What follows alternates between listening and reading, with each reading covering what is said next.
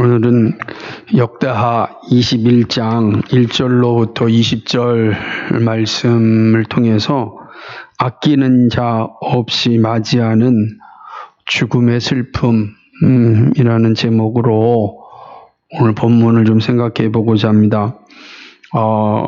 우리 가운데 누구도 피할 수 없는 것이 있는데 하나는 나이 먹는 것입니다. 나이 먹는 건 내가 먹지 않겠다 그래서 피할 수 있는 게 아니죠.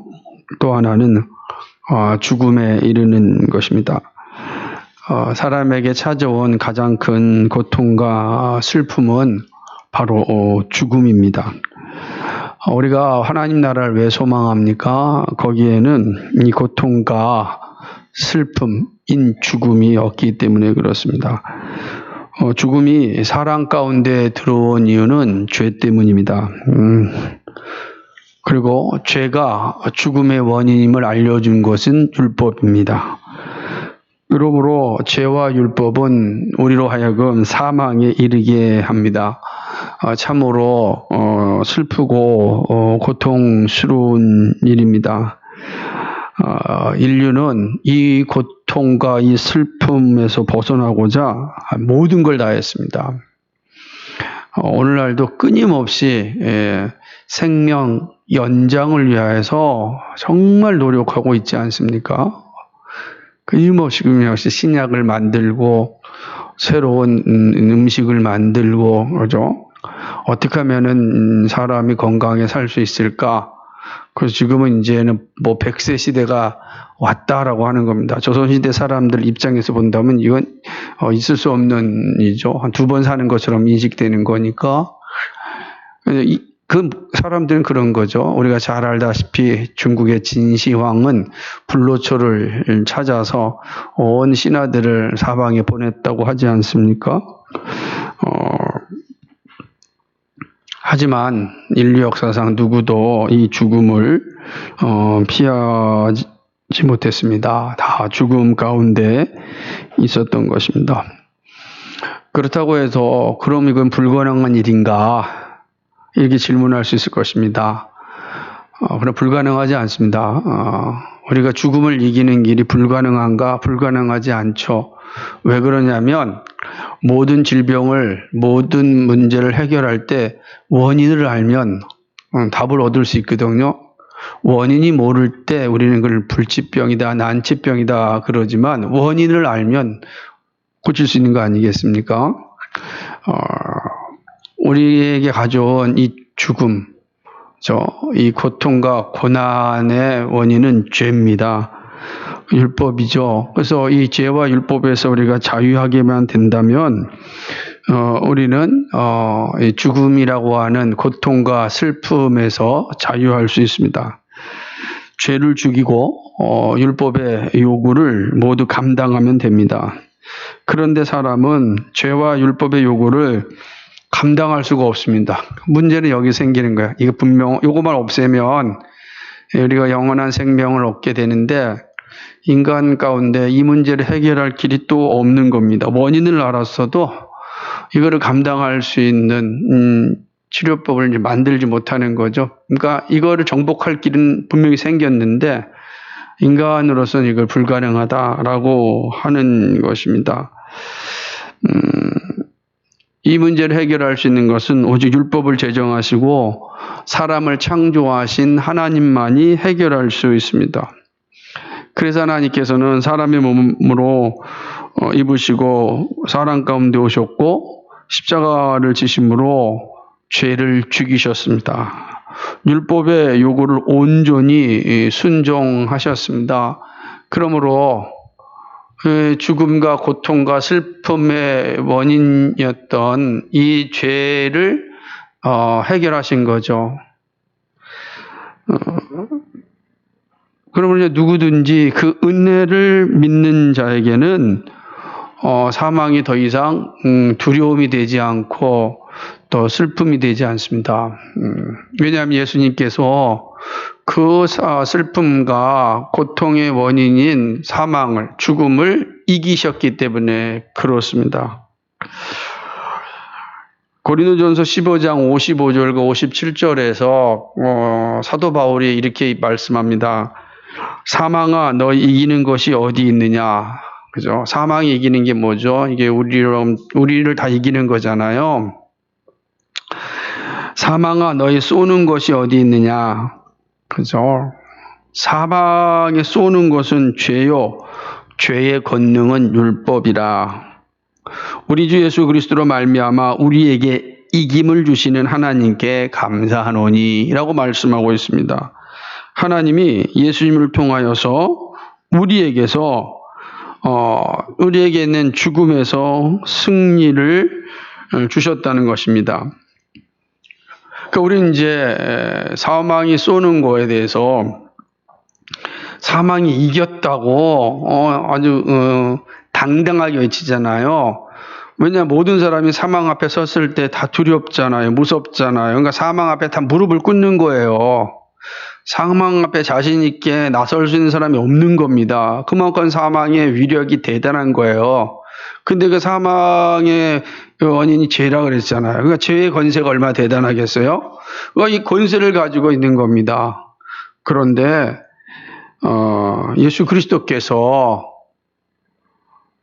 우리로 하여금 그 사망의 권세에서 해방할 수 있게 하여 주신 겁니다. 왜냐하면 예수님께서 사망을 이기셨기 때문입니다. 죽음이 주는 두려움 앞에 서지 않게 해주셨습니다. 슬픔 앞에 절망하지 않게 하셨습니다. 왜 그렇습니까? 우리의 슬픔과 절망의 원인이었던 이 죽음을 이기셨기 때문입니다. 우리가 죽음을 이겼다라고 하는 사실이 어디에 있느냐면은 우리가 매주일 예배할 때 고백하는 겁니다. 매주일은 부활의 날이잖아요. 죄와 사망을 이긴 날이지 않습니까? 우리는 매주일마다 사망 앞에서 뭘 선언하는 겁니까? 우리는 죄와 사망을 이겼다라고 선언하는 게 예배예요. 아무리 죽음이 우리로 다가와서 우리를 두렵게 하고 무섭게 하고 슬픔을 준다 할지라도 우리가 그것을 굴복하지 않는 이유는 이겼기 때문입니다. 사망을 이겼기 때문입니다. 이게 바로 매주일 우리가 예배하는 그 영광인 거죠. 또는 성령이 우리 안에 거하시는 일입니다. 성령이 우리 안에 거하심으로 더 이상 죄가 우리를 지배할 수 없는 겁니다. 죄가 지배하지 않는다면 우리는 죽음에 굴복당하지 않습니다. 죽음이 주는 슬픔과 고통 속에서 우리는 머물지 않습니다. 비록 우리는 육신의 썩어짐은 피할 수 없으나 죄와 율법이 주는 슬픔과 고난 가운데 머물지 않습니다. 그래서 성경은 말하기를 주 안에서 죽는 자는 복이 있다라고 하는 겁니다. 주 안에서 우리의 육신이 사라지는 게 복이 있는 이유가 무엇이죠? 죽음을 이기신 주님께서 우리의 주님이 되셔서 그 주님 앞에 붙어 있는 자는 더 이상 사망의 무릎을 꿇지 않기 때문에 그렇습니다. 그래서 주 안에 죽는 자는 복이 있는 거예요. 고통과 슬픔 가운데 처해 있는 것이 아니라 안식과 평안 가운데 새로운 기대 가운데 우리가 잠자는 것이기 때문에 그렇습니다. 이게 엄청난 사건이죠. 그래서 우리는 이 놀라운 사건을 매 주일마다 선언하면서 우리가 모이는 겁니다. 예배의 날은 이 자체를 선언하는 거예요. 인간에게 주었던 모든 것들을, 주었던 모든 고통과 모든 슬픔의 원인은 그 사망, 그 죄의 문제를 이기신 날이다라고 선언하는 것입니다. 그러니까 이러한 복이 예수를 믿는 우리에게 다 있다라고 하는 것이죠. 그러나 세상에는 참으로 불쌍한 죽음이 있습니다. 슬픔과 두려움 가운데 맞이하는 죽음입니다. 그렇죠? 누구도 안타까워하지 않는 죽음입니다. 아무도 기억하지 않는 죽음입니다. 이게 얼마나 불쌍한 겁니까? 그죠? 그는 고통과 슬픔과 이 두려움 가운데 죽음을 맞이합니다. 참 불쌍하죠? 그리고 더 불쌍한 건 뭐냐면 그러한 고통과 슬픔과 고난 가운데 있는데 아무도 안타까워하지 않는 겁니다. 아무도 슬퍼하지 않는 겁니다. 얼마나 이거 좀 기가 막힌 일이겠어요. 누구도 함께 기도해 주지 않습니다. 그 사람을 위해서 기도해 줄 이유가 없는 겁니다. 그런 죽음이라면 정말 비참하지 않겠습니까? 근데 오늘 말씀이 이 사실을 우리에게 알려주고 있습니다. 본문은 이러한 비참한 죽음을 당한 한 사람, 여호람에 대한 이야기입니다. 본문은 왕이었지만 누구도 그의 죽음을 슬퍼하지 않고 아끼지 않음을 봅니다. 왕인데 왕 대접을 받지 못한 아주 불쌍한 사람입니다. 살아있을 때는 권력의 힘 앞에 무릎을 꿇었는지 모르지만 그가 죽자 그 누구도 그 사람을 애통해하지 않습니다. 안타까워하지도 않습니다. 누구도 그의 장례식에 찾아오지도 않습니다. 이거는 뭐 객사한 거나 똑같은 거예요. 아무도 모르는 듯이 죽은 거나 똑같은 죽음을 한 나라의 왕이 지금 당하고 있는 모습입니다. 그런 측면에서 하나님은 이 유다의 한 왕이었던 여호람의 모습을 통해서 그리스도인의 죽음, 즉 우리에게 매우 중요한 교훈을 주고 있습니다. 그러니까 그리스도인이 왜 복된 존재인지, 복되어야 하는지도, 또 복되기 위해서는 어떻게 해야 하는지도 이 말씀이 우리에게 중요한 교훈을 주고 있습니다. 자, 본문을 좀 자세히 한번 살펴보겠습니다. 앞선 왕이었던 여호사밧이 죽음에 이르게 됩니다. 여호사밧이 죽었다는 표현을 열조와 함께 잔다라고 표현하고 있습니다. 하나님 나 다시 깨어난다라는 것을 상징하는 거죠. 여호사밧에게는 아들 여호람 외에 6명이 있었습니다. 여호사밧의 6명의 왕자들, 그러니까 많은 자녀들이 낳았죠. 그러니까 여호사밧이 지혜롭게 결정을 합니다. 6명의 왕자들한테는 은금을 후히 주고 견고한 성읍을 다 나눠줘서 왕자들 간의 싸움이 없게 만듭니다. 그리고 여호람은 장자니까 그에게 왕위를 계승해 줍니다. 그런데 문제는 이 여호람이 왕위에 오르자 문제가 터집니다. 곧바로 오르자마자 일을 저지른 것이 아니고 세력을 모읍니다. 그리고 자기의 세력이 견고해지자 그는 6명의 형제들을 다 죽입니다. 그들이 가지고 있던 모든 은금, 보화, 성읍들을 다 탈취합니다. 탐욕이 이제 가득해서 이렇게 된 거죠. 왕위에 오르자 욕심을 내었고 그 욕심은 끔찍한 일을 저지르게 된 것이죠. 여호람은 32세의 왕위가 돼서 8년을 다스렸습니다. 놀라운 것은 오늘 본문을 보게 되면 6절을 보게 되면 이 여호람은 유다의 왕이었어요. 근데 유다의 왕의 전통을 따르는 것이 아니라 이스라엘의 왕들이 갔던 길로 갔습니다. 이스라엘의 왕들, 북이스라엘 왕들이 갔던 길이 무엇입니까? 우상을 숭배하는 길이었습니다. 우상 숭배하는 길이었습니다. 사실 여호람이 이러한 길로 가게 된 것은 경건한 왕이었지만 나중에 참으로 타락하였고 실수하였던 아버지 여호사밧이 뿌려놓은 그런 씨앗이라고 할 수가 있습니다. 여호람은 아합의 딸인 아달랴와 결혼을 합니다. 아주 악한 왕인 아달랴와 아합의 딸과 이제 결혼을 하는 것이죠. 그리고 그 맞이한 아합의 딸 아달랴와 함께 하나님 앞에 악을 행합니다. 그죠? 이것은 하나님의 심판을 받아야 되는 행위입니다. 하나님의 악을 행하였으니 이건 반드시 하나님의 공의가, 하나님의 정의가 이루어져야 되는 거죠. 그런데 7절을 보게 되면 하나님께서 심판을 즉각적으로 내리지 않습니다. 그 이유는 하나님께서 다윗과 맺은 언약 때문입니다. 더군다나 다윗과 그 자손에게 항상 등불을 주겠다 이렇게 말씀하셨습니다. 불이 꺼지지 않는다. 그 왕위가 계속해서 존속할 것이다 라고 하는 의미 아니겠습니까? 하나님의 심판이 임하지 않으니까 여호람은 더욱더 죄를 짓습니다.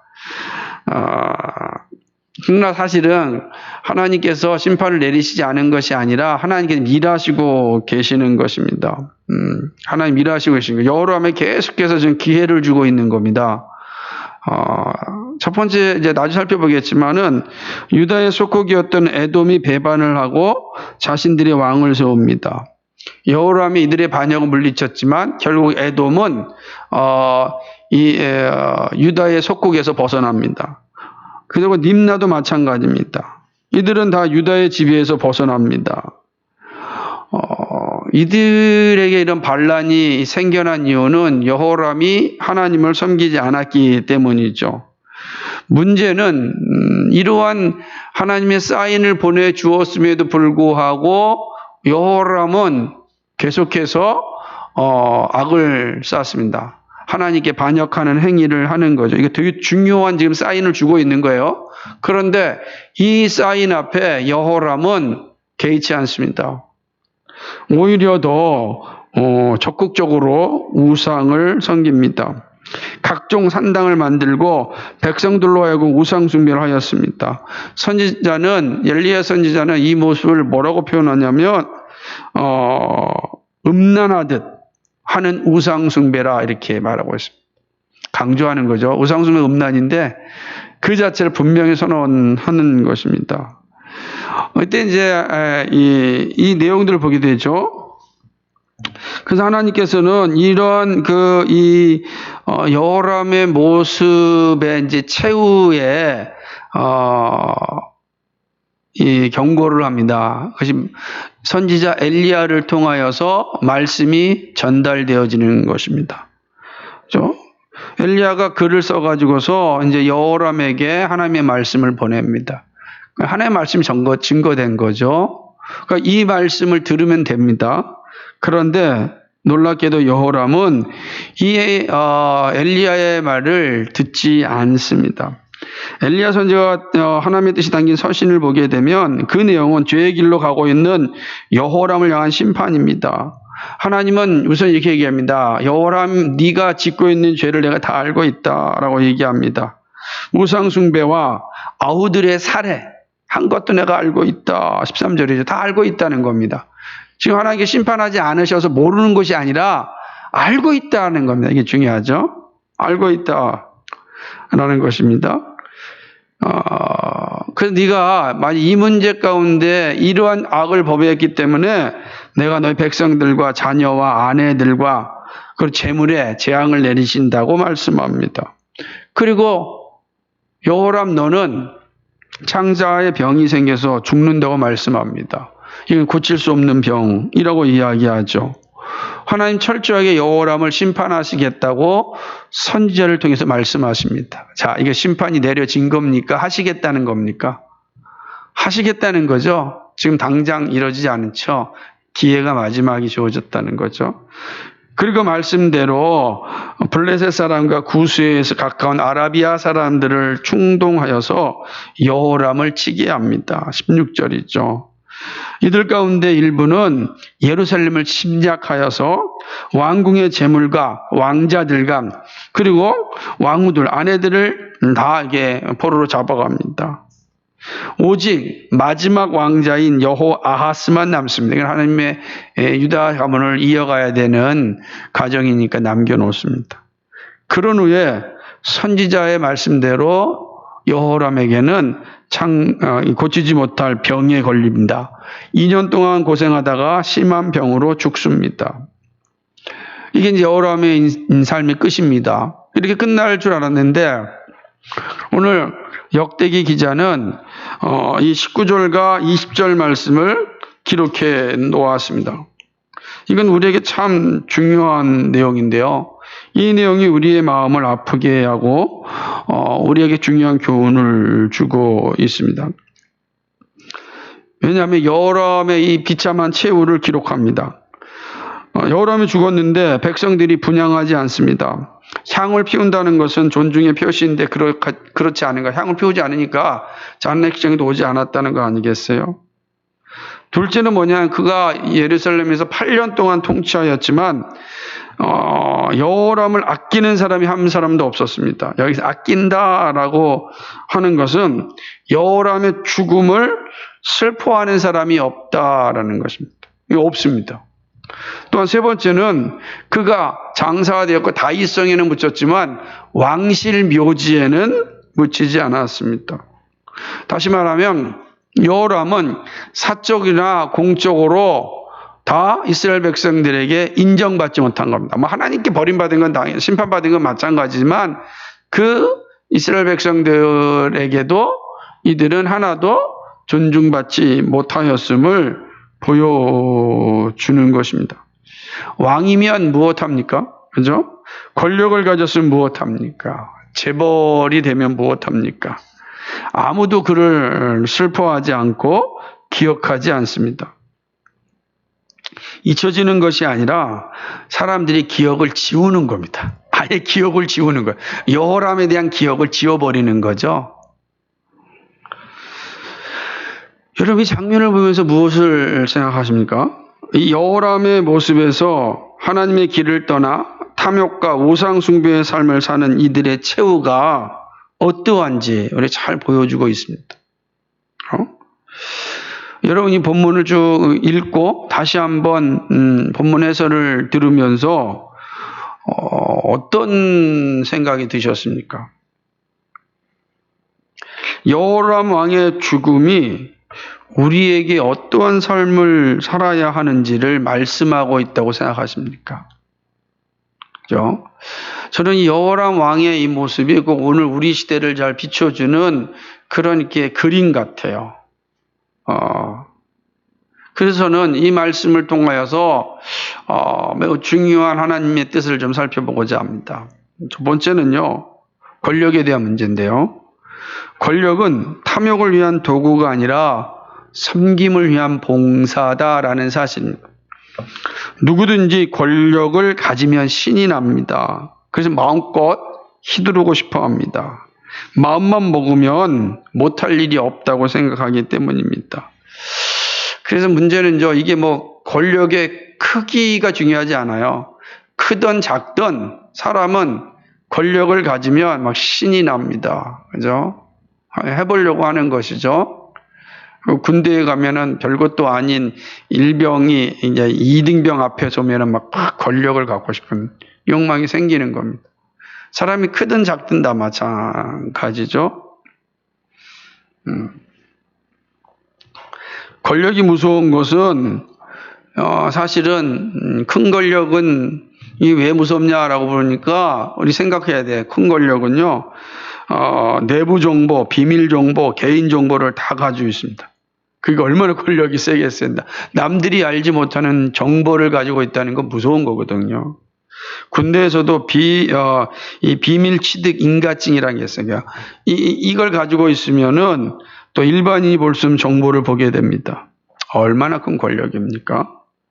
국가 권력, 사법 권력, 기업 권력, 교육 권력, 지방 권력, 이루 말할 수 없는 권력이 존재하고 각종 카르텔, 단체들을 형성합니다.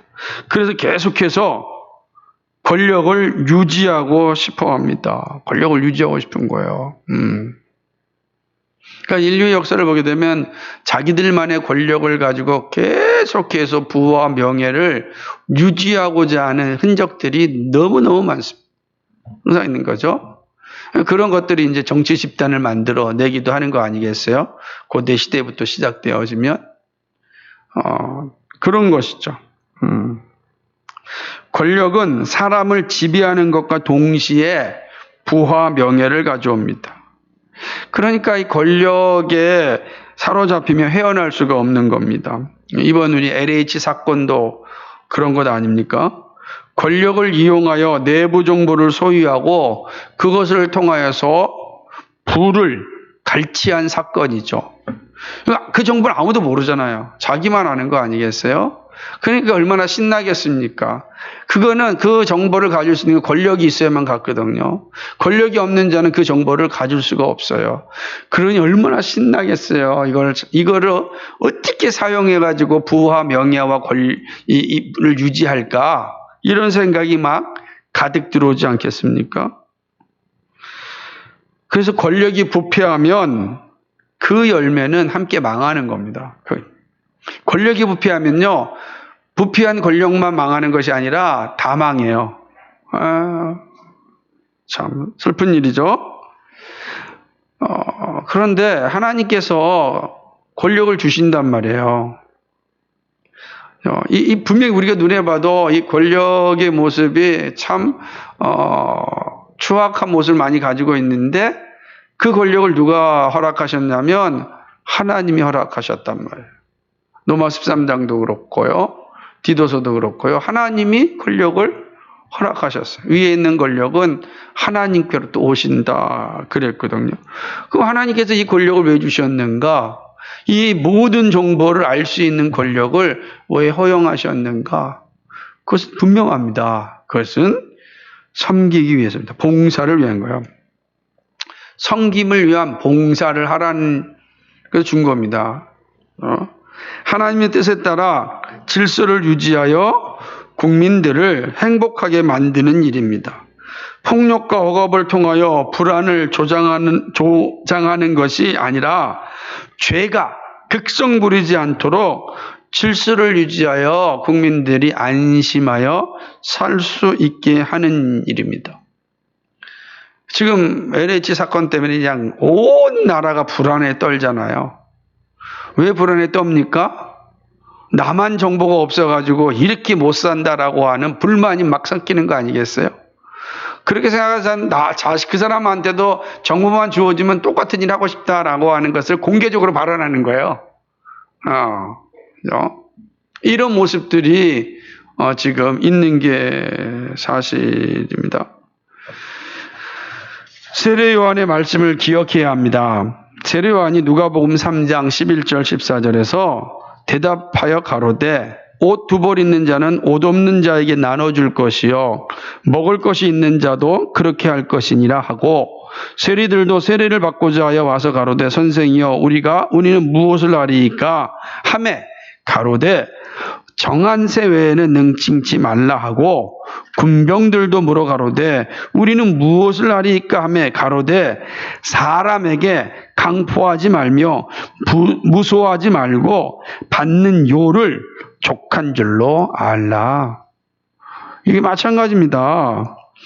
이게 권력을 가진 사람들이 해야 될 일이에요. 정당한 급료 외에는 더 받지 말아라. 네가 알고 있는 정보가 너를 위해 준 것이 아니다. 온 국민이 행복하게 살 수 있도록 너에게 하나님께서 은혜와 은사와 기회를 준 거다. 이렇게 이야기하는 겁니다. 근데 그러지 아니하면 본인도 타락하여 망할 것이고, 그리고 국민들이 질서가 무너지고, 그럼 망하는 길입니다. 부정과 부패가 만연되어져 있으면 그 나라는 이미 썩은 나라예요. 썩은 나라는 죽은 나라입니다. 반드시 그 나라는 무너지게 되어 있어요. 썩은 나라에서 선한 열매가 나올 수 있겠습니까? 사랑하는 여러분, 우리에게 어떠한 권력이 주어질지 모릅니다. 그러나 분명 그것은 권력이 주어졌다면 그건 하나님의 선물입니다. 이때 선물을 바르게 사용하여야 합니다. 탐욕을 추구하는 것이 아니라 봉사를 위한 것임을 기억해야 합니다. 그럼 하나님이 기억하십니다. 사람들이 기억합니다. 몸은 죽어도 영원토록 존중받게 하십니다. 안타까워하잖아요.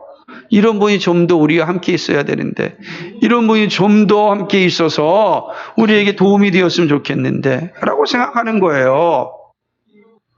그게 중요한 겁니다. 그러니까 권력을 가진 사람들이 그것이 크든 작든 항상 기억해야 될 것은 탐욕을 위하여 사용하는 것이 아니라 섬김을 위한 봉사로서 하나님이 주신 것이다. 이거 기억해야 돼. 그래야 존중받는 그런 마지막이 될 것입니다. 문제는요, 두 번째는 권력은 국민들로 하여금 하나님을 영화롭게 하는 일을 하게 합니다. 권력이 가진 중요한 직분은 온 국민이 하나님을 영화롭게 하는 일입니다. 우선 이거는 하나님을 믿는 사람들에게는 하나님을 예배하는 일에 집중하게 합니다. 그들의 모든 삶이 예배니까 예배하게 합니다. 예수 믿는 사람들은 예배하게 합니다. 그럼 하나님을 믿지 않는 자들은 어떻게 하죠? 창조의 법칙에 순종하게 합니다.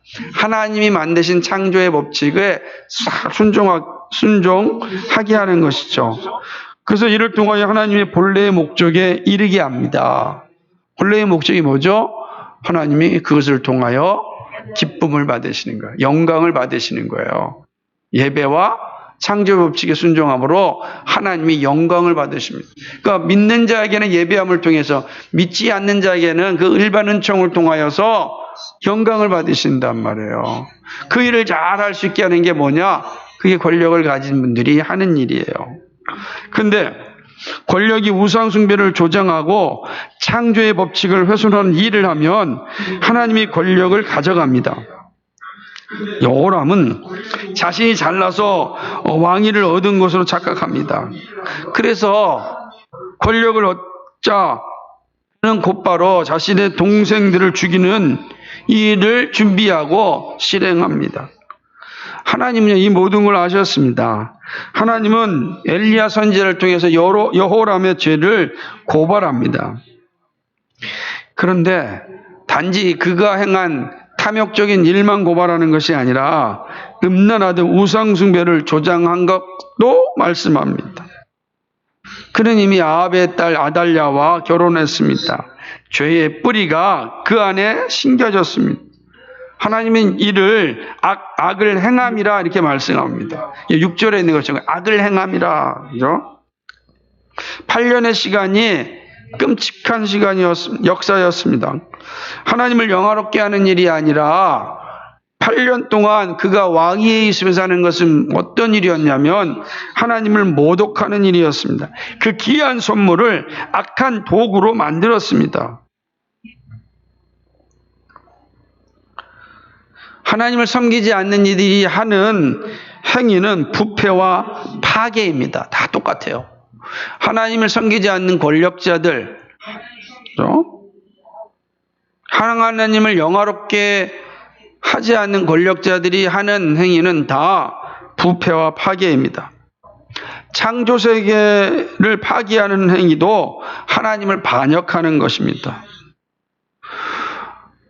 그래서 사실은 권력을 잡은 사람들은, 권력을 선물로 받은 사람들은 항상 창조세계를 바르게 개발하고 온전하게 보존하는 일에 힘을 써야 합니다. 그 사람이 예수를 믿으면 더 정확히 알겠지만 예수를 알지 못하면 하나님의 창조 법칙을 알려줘야 되는 겁니다. 그래야 이 땅이 하나님의 뜻대로 잘 개발되고 보존되게 하는 일을 하게 해야 합니다. 그것이 바른 권력자의 모습이에요. 하나님께서 지금은 우리의 손을 통하여 권력자들을 뽑게 하고 섬기게 합니다. 이때 이 사실을 유념해야 되는 겁니다.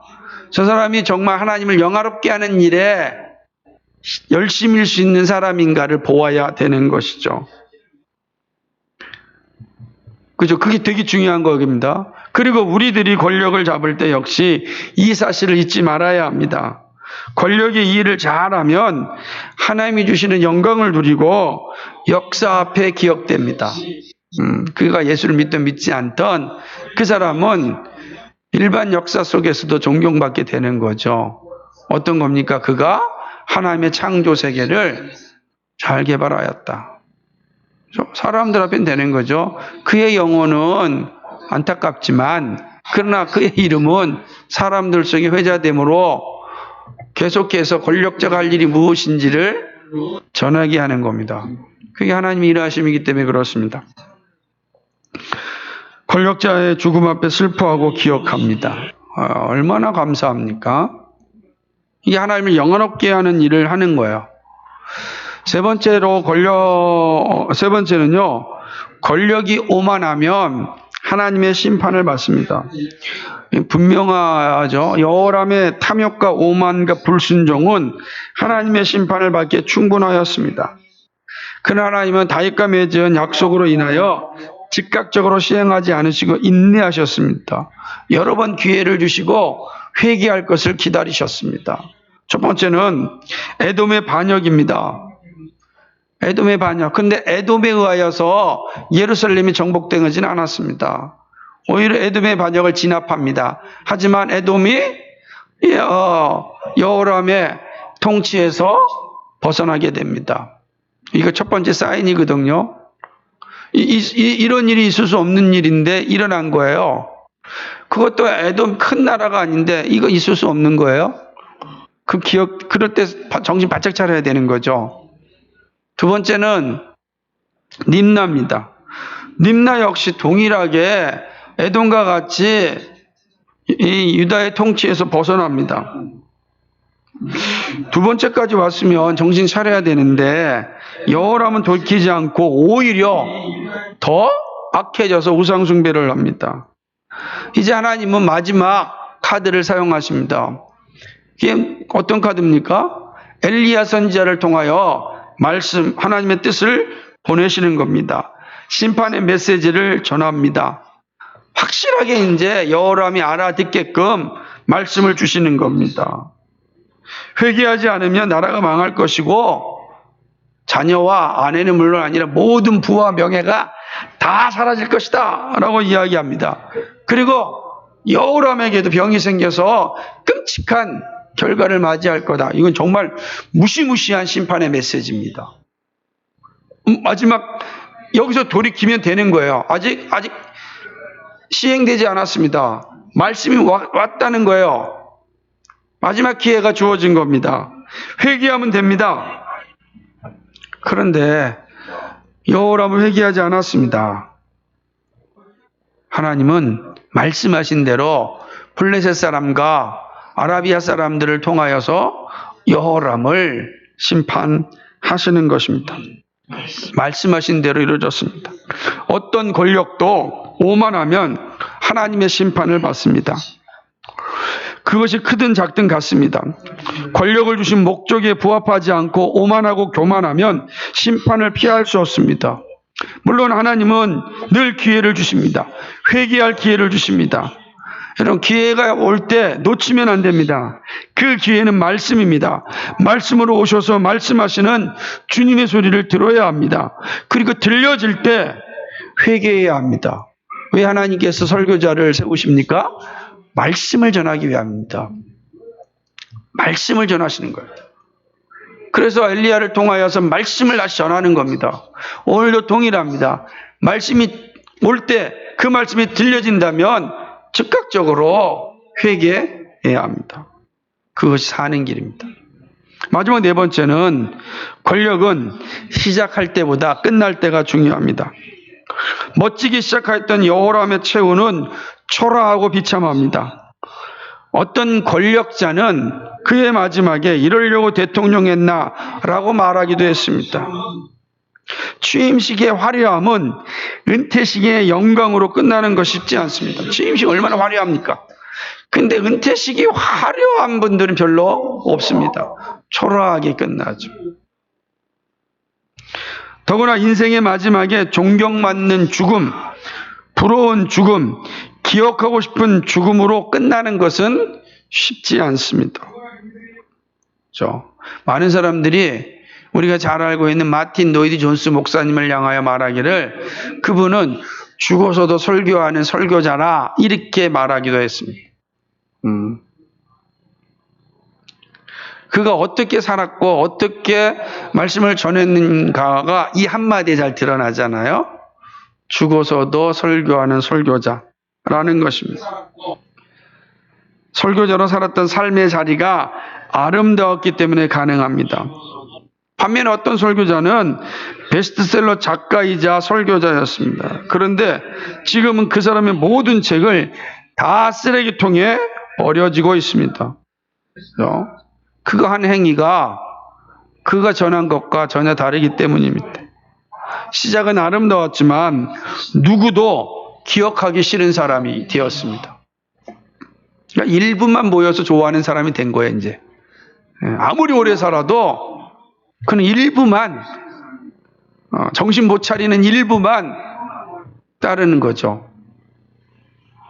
여호람의 죽음 앞에 백성들은 찾아오지 않고 안타까워하는 사람이 없습니다. 속된 말로 한다면 잘 죽었다 그런 거예요. 아유, 죽었으니까 속 시원하다 라고 하는 겁니다. 모든 권력이 이러합니다. 그러므로 여호람의 평가 앞에 우리 자신을 잘 보아야 합니다. 그렇죠? 악한 권력이 이렇다는 거죠. 변함없는 믿음으로 산다는 것이 얼마나 중요한지 모릅니다. 어려울 때 잘 믿는 거 중요합니다. 그런데 세상에서 성공할 때 더 잘해야 합니다. 겸손하고 순종해야 합니다. 그렇지 아니하면 그가 세상에서 성공은 하였을지는 모르지만 그의 마지막은 참으로 추악해집니다. 그를 아끼는, 그의 죽음을 슬퍼하는 사람이 없습니다. 없는 거죠. 우리 주님은 회전하는 그림자가 없다고 말씀합니다. 항상 신실하시다는 뜻이죠. 우리를 사랑하시되 끝까지 사랑하시는 분입니다. 이 모습을 하나님께서 우리들에게 기대하십니다. 그래서 처음보다 나중이 복된 사람이 되기를 바라시는 겁니다. 저는 그런 측면에서 그리스도인들은 모두 다 영적 대기만성이 되어야 됩니다. 영적으로 대기만성이. 그리스도 앞에 설 때 칭찬받기에 부족함이 없어야 합니다. 그렇죠? 하나님은 다 성공한 권력자가 되기를 원하시는 거예요. 근데 그 길이 어렵지가 않아요. 그 길은 쉬운데 간단하다는 거죠. 쉽지는 않지만 간단해요. 뭡니까? 하나님을 두려워하면 됩니다. 그리고 이웃을 사랑하면 됩니다. 항상 이 사실 기억하십시오. 나에게 권력을 주신 것은 정말 하나님 영화롭게 하는 것인데 그거를 잘 감당하려면 하나님을 늘 두려워해야 됩니다. 그리고 이웃을 늘 사랑해야 됩니다. 이것이 잘 감당하면 그는 부끄러움이 없는 그 마지막이 될 수 있습니다. 사람들이 안타까워하고 참으로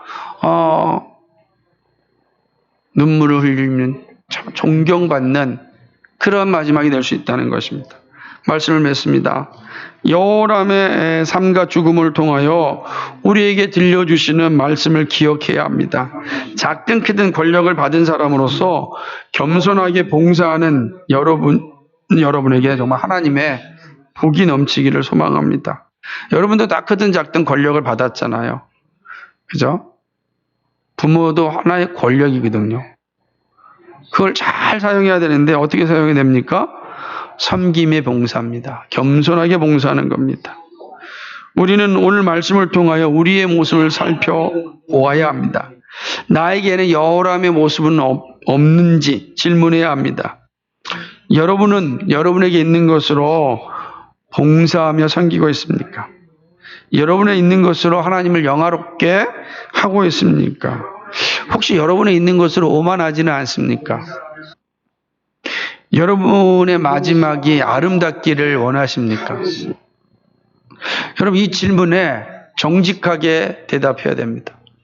그리고 그 대답한 대로 우리가 살아야 합니다. 힘들고 어려운 시기입니다.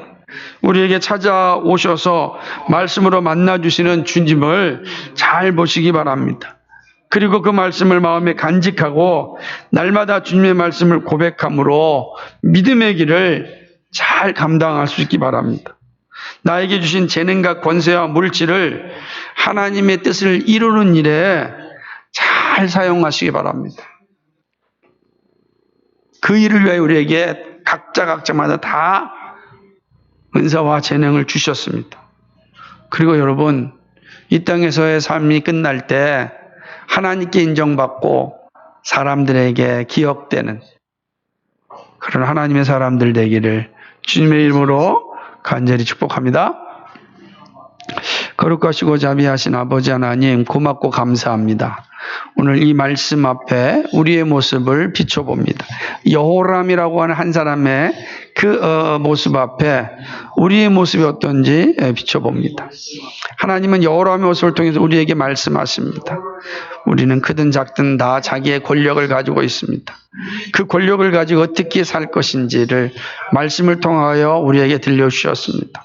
하나님 아버지, 우리는 처음부터 아름답지만 나중은 더 아름다운 영적 대기만 성령의 사람이 되게 하여 주옵소서. 그런 신앙 되게 하여 주시옵소서. 정말로 하나님과 사람 앞에 기억되고 존중받는 그런 하나님의 사람들 되게 하여 주옵소서. 감사합니다. 예수 그리스도의 받들어 기도하옵나이다. 아멘.